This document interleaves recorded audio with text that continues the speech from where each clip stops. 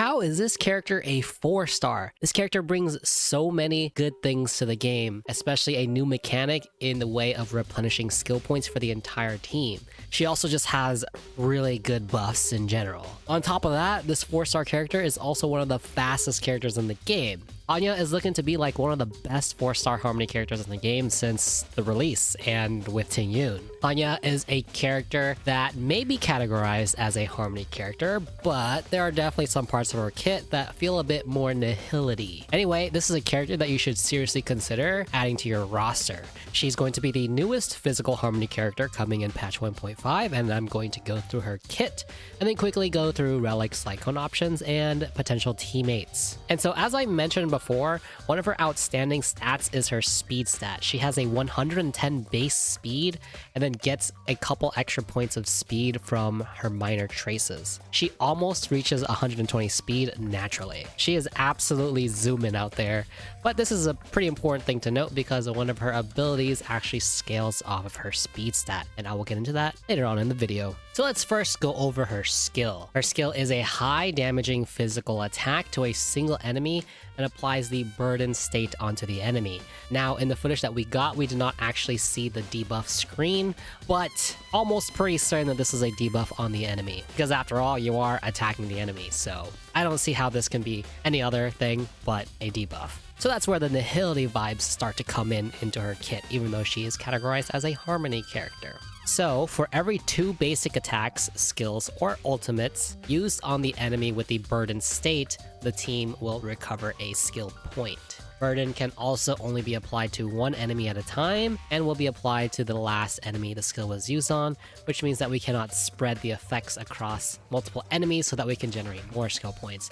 It is very rigid in its ability to only regenerate a certain amount of skill points. And with that said, you can only regenerate 2 skill points because after 2 skill points have been recovered, burden will dissipate. Otherwise, there's no turn expiration on burden as long as those 2 skill points have yet to be recovered. This skill is definitely the most interesting part of Hanya's kit because it brings that new mechanic to regen skill points. And so there's definitely a lot of hype around this skill right now, but only time will tell whether the skill point regeneration on this ability is actually going to be really good. On paper, it sounds absolutely amazing, and I'll talk about some of those things later on in the video as well. In any case, let's go ahead and move on to her ultimate. Her ultimate is a 140 cost ultimate, so quite expensive, but it increases the speed and attack of a target ally for 2 turns. The speed will be increased by 20% of Hanya's speed at level 10, and also increase attack by 60% at level 10. So like I mentioned before, Hanya is naturally a freaking speedster with that 110 base speed and then some extra in traces. So that's why you want to build Hanya for speed so that she can give even more speed to the target ally for her ultimate. 60% attack is also nothing to scoff at. That is quite the big buff. So overall, a really solid ultimate, and the overall faster your team is, the better they can take advantage of the skill to regenerate skill points, and then lay on the hurt onto the enemy. Next up is Hanya's talent, which is just even more damage for the team. When an ally uses a basic attack, skill, or ultimate on an enemy inflicted with burden, it increases the damage dealt by 30%. Now, mathematically, since this is a debuff on the enemy, this should be a vulnerability multiplier and not a damage bonus multiplier. So you can kind of see what I mean, that Hanya definitely seems like a Nihility Harmony hybrid. And in my opinion, Nihility and Harmony are some of the best classes in the game. They just provide so much utility and power to your DPS characters. And then we'll close out with her technique. It's a simple one. It's an attack that will apply burden to a random enemy. However, since this is an attack, this means that you want to use this technique last because it's going to initiate the fight. Inflicting burden onto an enemy immediately though is pretty nice, so you don't have to spend that skill point to initially apply the burden onto the enemy. And so like I mentioned before, her unique buff to regenerate skill points is really good and there's a ton of hype around it, but I feel that most teams in the game that people are already playing are pretty skill point efficient. So this skill point regenning ability almost seems redundant for those types of teams. So this doesn't mean that this ability is going to be bad, because I think that certain characters will actually really enjoy that extra skill point regeneration.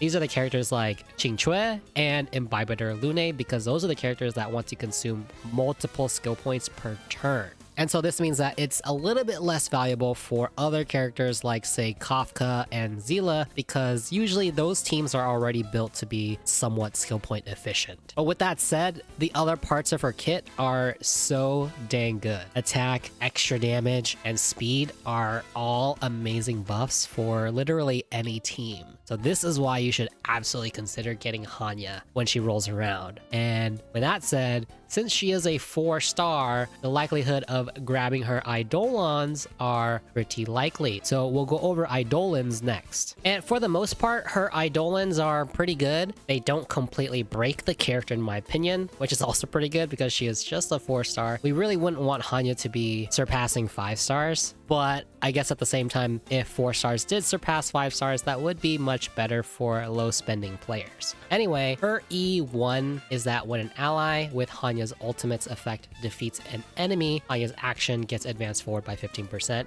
This can only be triggered 1 time per turn. You'll mostly be applying the ultimate to a damage dealer, so having that damage dealer kill an enemy is going to be very likely. So having her action being advanced forward by 15% is generally just really good. Her E2 is that after using her skill, her speed increases by 20%. So yeah, she is seriously zooming. 20% of 110 base speed is an extra 22 speed. So that means naturally, after using the skill, she's going to reach 122 speed and then add on her minor traces, and she's probably hitting around 130, around that ballpark. Her E4 is that her ultimate's duration is extend for 1 turn, so this goes from a 2-turn buff to a 3-turn buff. Really good, considering that her ultimate is quite expensive and her rotation is a little bit long, which I will go over after this Eidolon section. Her E6 is that the damage boost from the talent increases by 10%, and what I mentioned before was that it was a 30% increase in damage at level 10. But this is actually going to go up to 43% at E6. That's because you get the extra 2 levels on the talent from her E5.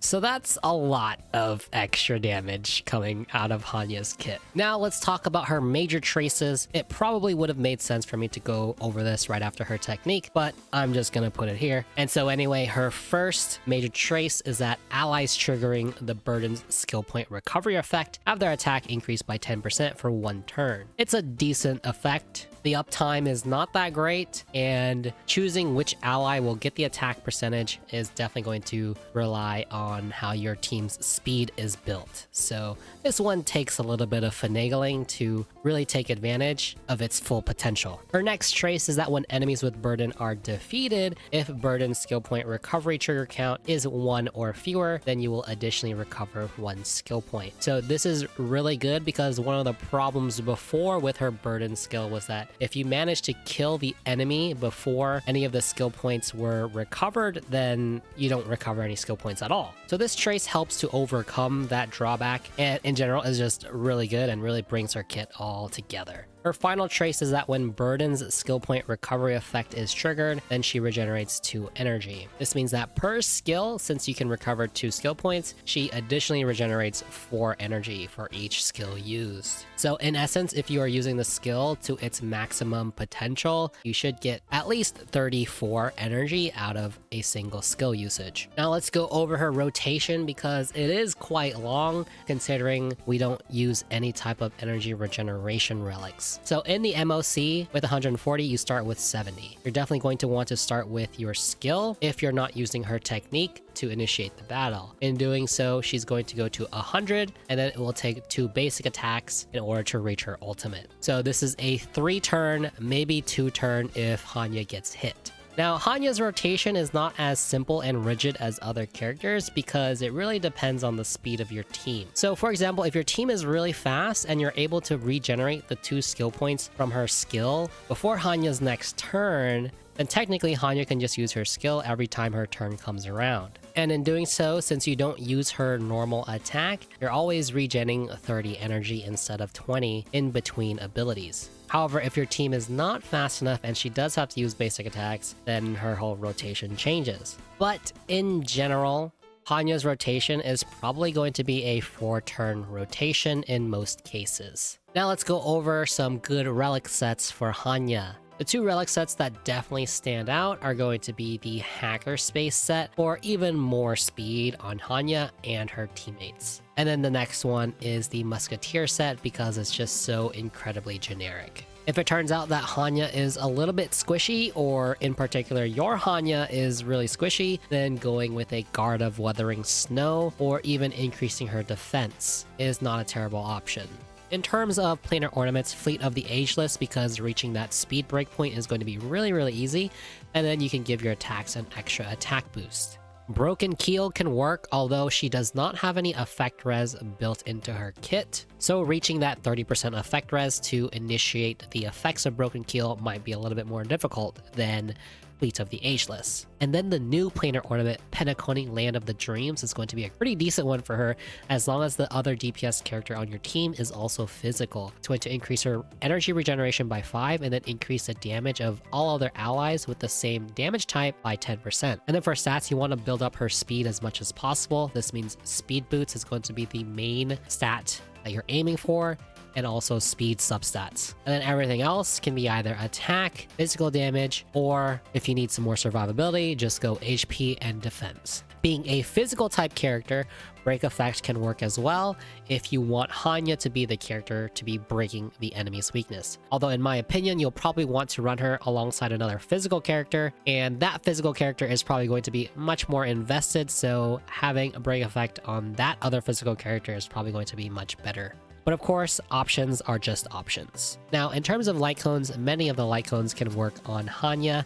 It really depends on what kind of setup you're looking for. Planetary Rendezvous will be able to increase the damage of Argenti or Su Shang if you plan to pull for him. At S5, she's able to grant an extra 24% damage to your DPS character. Combine that with the new planar ornament set and we get 34%, and then also combine that with the damage vulnerability and we're hitting like 60%, 70% extra damage onto enemies, and then also her extra attack buffs, so she really can buff up your team quite a bit. Dance Dance Dance also works to advance the actions of the team. It's a great way to just get more turns within a cycle. And then Past and Future can work if you're willing to speed tune your Hanya to your chosen DPS character. Ronya's signature Lightcone also works pretty great for her as well. Now, in terms of teams, I think that she has really good synergy with Argenti to further increase his damage with the Planetary Rendezvous Lightcone, and also help him reach speed breakpoints to get more damage from the new planar ornament set. One of the new planar ornament sets will give you extra damage if your speed reaches certain points. Argenti himself doesn't really need additional skill points like Qing Chui and Imbibitor Lune, but just the fact that she can increase his overall damage output with Planetary Rendezvous and with her ultimate is just pretty good in my opinion. Also, there's just a whole bunch of physical break going on, and so any physical matchup is just going to get absolutely decimated. Other than that, she's a great general harmony character that can provide value for any team. Skill point hungry teams will definitely enjoy her the most. Like I said before, most people have been building their teams to be skill point efficient though, so I think that she shines the best with characters like Imbibitor Lune and Qing Chui. However, DPS characters that use their skill every turn, I'm sure would enjoy Hanya. Zila, Kafka, those are the first 2 characters that come to my mind. On the other hand, characters that don't really use that many skill points like Blade or Jingliu might prefer other supports instead of Hanya.